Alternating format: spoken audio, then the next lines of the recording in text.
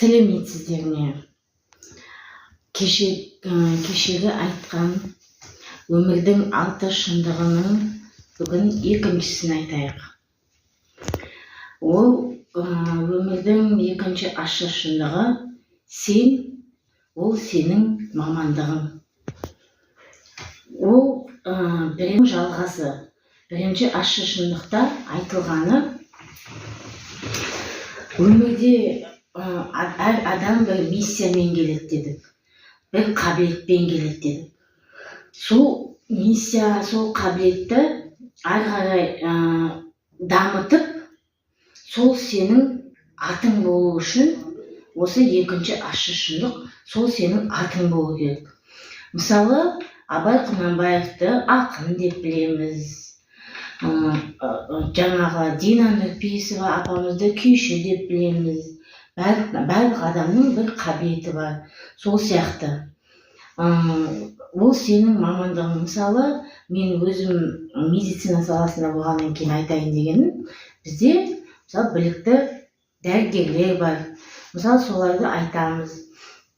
Мысалы, Мақпал Сәкеновна, ол кісі өте күшті балалар дәрігері деп айтамыз.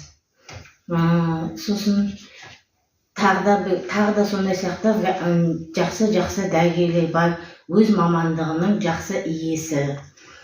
Мысалы, өткенде бірінші ащы шындықта жан-жануарлар туралы да айтқан едіңіз.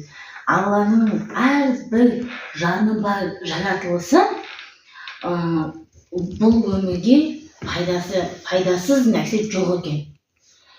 Мысалы, өткенде мен қасқырдың қандай да бір пайдасы туралы кітаптан оқыған үзіндім не айтқан. Бірақ сол кезде есіме онша түспеді. Ал қазір, мысалы, біз бүркітті алайық. Мысалы, бүркіт.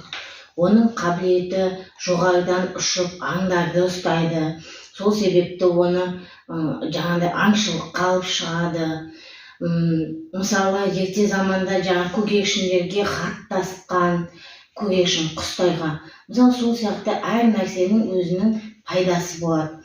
Сол сияқты адамдар, мысалы, торт пісіретін адам болса, мысалы, оны айтады, о, керемет торт пісіретін адам деп. Мысалы, ол мынандай сияқты. Бірінші шындықта айтқандай, мысалы, достарың керемет компания ашып жатыр. Сол компанияда, мысалы, сен ештеңеге қабілетің болмағаннан кейін, сені олар жұмысқа алмайды.